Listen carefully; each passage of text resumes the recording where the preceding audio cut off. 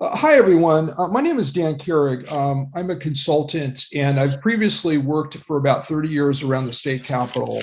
I've been a consultant to the Assembly Housing Committee. I've also been a lobbyist for the League of California Cities on housing and land use, as well as the League of California Cities legislative director.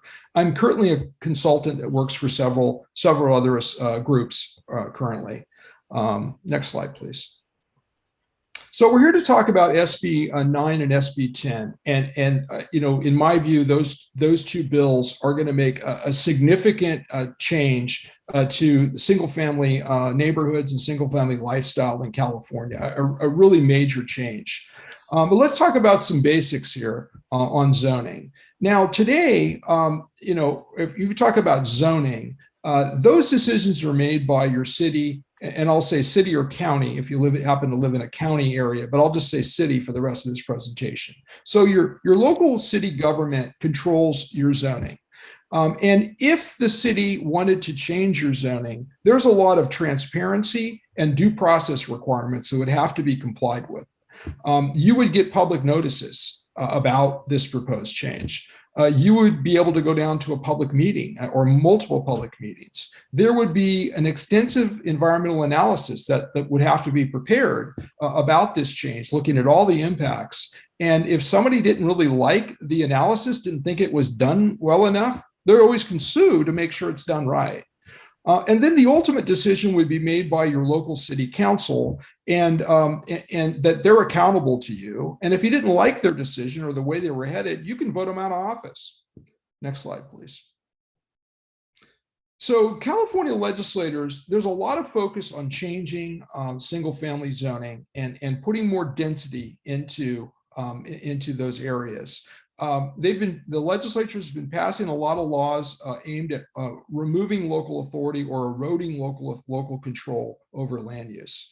These new laws are either shifting power to state agencies or making it easier for developers to build projects with shortcuts that bypass due process as public hearings as well as environmental analysis.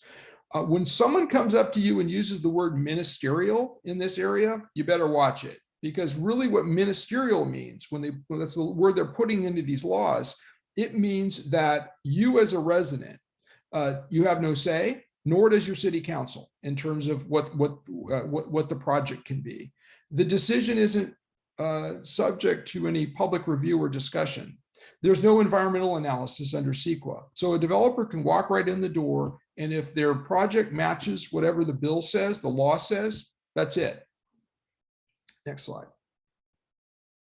So again, there's a lot of focus on adding more density in these single-family neighborhoods. Now, recently, there were some changes to what they call ADU law, accessory dwelling unit law, that have already kind of started this process of adding more units into single-family zones. Now, they allow a property owner or a developer to add ministerially, remember that word, two or more units onto the property. And there are the two types of units. One is called sort of a regular ADU or detached ADU. This is something that can be built separately, like say in the backyard, maybe between 800 to 1,200 square feet, separate living unit.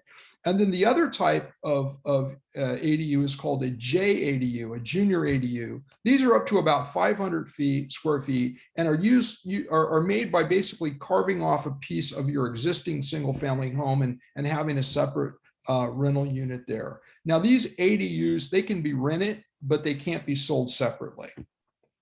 Next slide. Now SB 9 comes along and it is much more aggressive than even the ADU issues that I've just explained. In my opinion, would rezone most single family homes in neighborhoods in the state and allow between 4 to 6 units per parcel. Now there's two main provisions in these laws. One is a duplex provision and the other is a lot split provision. Now in the duplex, a developer could tear down a single family home and replace it with two homes. They can chop up and make two separate units of at least 800 square feet that can be sold separately.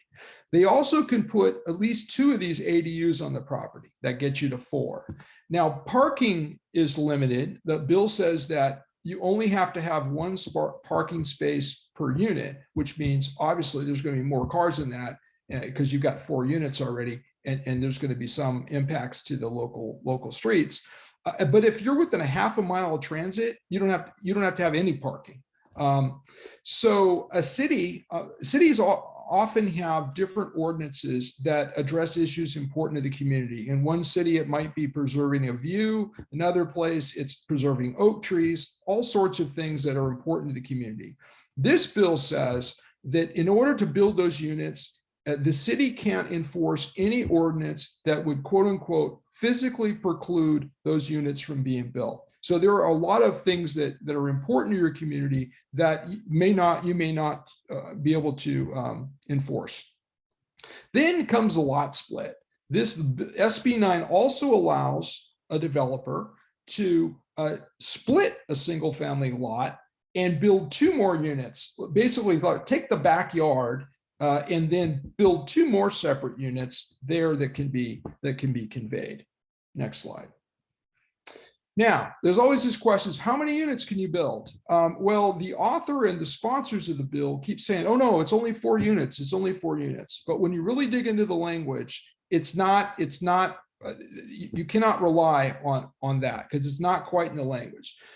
We think there's a way you can get to 5 units. In other words, developer buys a single family home, adds these 2 ADUs like they can under existing law, that gets you to 3. And then they ask for, they come in and use SB 9 and ask for a lot split and then get 2 more units there. The language doesn't clearly prohibit that in the bill. There's a way to get to 6 units. In other words, you kind of do what I've just said. You buy, you build the ADUs, then you go in and use SB 9 and not only split the house to make a duplex, but then you also try to get a lot split. And then there's some other scenarios that potentially more units can be built. Now, all these things can be fixed with language that would really ensure a 4-unit cap. It's been asked for, it hasn't been added to the bill. So you have to deal with the bill as it is. And we think there's some room for more than 4 units, despite what is being represented as the limit. Next slide. Okay, so other things with SB 9s. One thing that's a little interesting given these times is it allows units to be added into high fire zones as long as they comply with building standards. All units have to comply with building standards. It doesn't, that exception doesn't do anything. And we think this is really going to create a significant public safety problem, given that this sort of an unregulated type of development in these areas. Also, there's no affordable housing required in the bill. It's pretty much a market rate bill that be driven by the market as to where these units are built. And then also, if you live in a homeowners association, the bill's silent on whether or not it applies and whether it preempts CC&Rs. I'd expect this issue to be litigated, and that's another issue that has been that the author's office has been asked to address in terms of amendments, and it hasn't been addressed. So that's it out there too. Next slide. Okay, here's another bill, SB 10 Wiener, which is kind of a companion bill in some ways to SB 9. Now, this bill would allow the rezoning of an urban parcel, and that includes a single family parcel, for up to 10 units, plus some of these ADUs that we keep talking about. So I view this bill as really a precursor to another move in the future by the state to really try to leverage local communities to rezoning areas, which could include single family areas, to allow these 10 plus unit projects. Now, the way the bill's drafted, it says it authorizes a city or county to think about this. 1, overrule its own zoning, right? 2, overrule a local voter initiative that applies to the city, and then skip the environmental analysis, all to rezone this 10 units in these areas. You also could do this again in these fire hazard areas if you just comply with the building standards. So anyway, I would expect that if this bill passes, that you're going to see efforts by the state to leverage communities to try to use this law. whether it's pressure from state agencies or it's threats of fines or penalties or other things. And there's a bill out there, AB 215 by Assemblymember Chu, that would try to make cities responsible for actual housing production when cities don't build houses. So obviously the legislature is headed this way, and they'll try to use SB 10 as a leverage point. So if anything I've said for you as a resident catches your attention, you should be talking to your legislators as well as the governor's office. The legislature is going to be back in session on August 16th. And the governor is going to get any bills sent to him by September 10th and has to make a decision by October 10th. So thank you for your attention, and I'm happy to take any questions. Yes, Dan, I want to ask a question. You made it clear that both these bills do not provide for affordable housing for the very low income bracket. But why I want to ask is for your average family that wants to buy a single family home for their growing family, does this, what does this do to their prospects? Well, I think, well, two things. One, if you think about, this proposal of being able to build between 4 and 6 units on a single family parcel, there's going to be a lot of developers who are going to be very interested of coming in and making an investment and building a lot of units. Now, what that's going to do to that parcel, they're going to be able to pay a lot more for that piece of land than your average family would be just sort of looking for an average single family home. And I also question what it really does to the single family lifestyle. If you're trying to move into a single family neighborhood because you've got young kids and you're concerned about they want to ride bikes on the sidewalk and you're concerned about low traffic and this and that, this is a very disruptive proposal because it creates a lot of uncertainty. You buy a home and these things could be popping up and down the street. And as we've talked before, you as a resident or your city council isn't really going to have any say because it's just going to pop up whenever they pop up. So I think it destabilizes the whole purchase decision for young families as well. All right. And then some people think these laws will not apply to their city because their cities are charter cities. Is that true or not? No, these bills and bills like them routinely have provisions that say that because of the statewide concern that the intent is to preempt charter cities as well as general law cities, and for the most part, I don't think there's any safe harbor with a charter city. Okay, and then with regard to SB 9, let's say a homeowner doesn't learn about SB 9 and it gets passed and it becomes law, and then the first time they're aware of it is that there's a developer building these multi-units required by SB 9 right next door to them. Do they have any options to object to this development or try to mitigate it at all?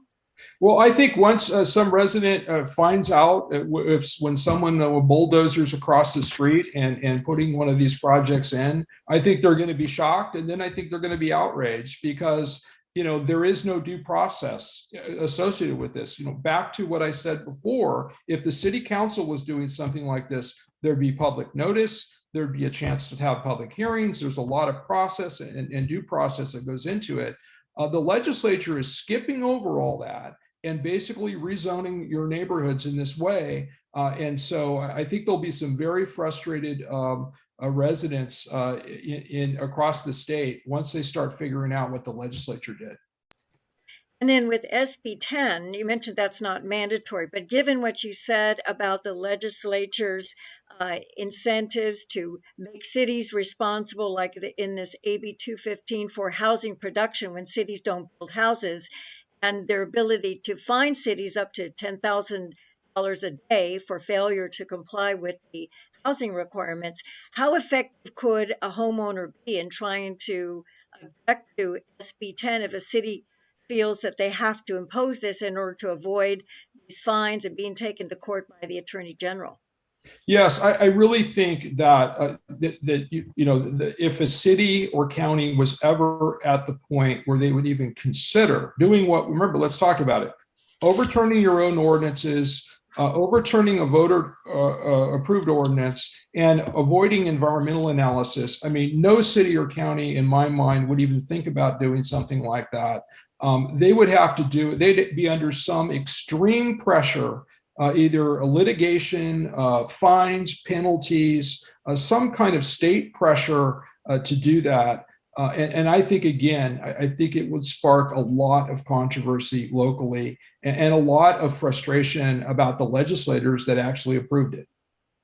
And then lastly, in terms of infrastructure, cities provide for schools, parks, water, sewers, power grid, public safety. Given that none of these bills have any additional monies for that, does that mean that cities may be required to either tax their residents or reduce services in order to provide for these items for a increased population?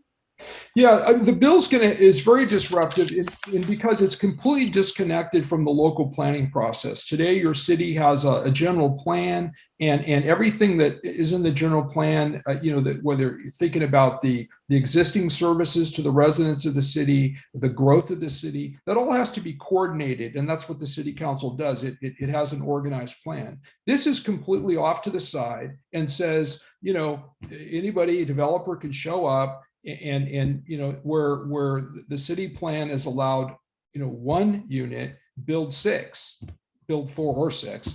That's going to have a lot of impacts on the water, on the sewer, on infrastructure, on all sorts of things. And because this can kind of pop up sort of like popcorn, you don't know exactly where it's going to happen. I think it's going to be very disruptive. And to the extent there are strains on infrastructure, either the local residents are going to have to pick it up, or service quality is going to decline. One of the two. Okay, thank you. Thank you very much. Thanks so much. I appreciate the opportunity.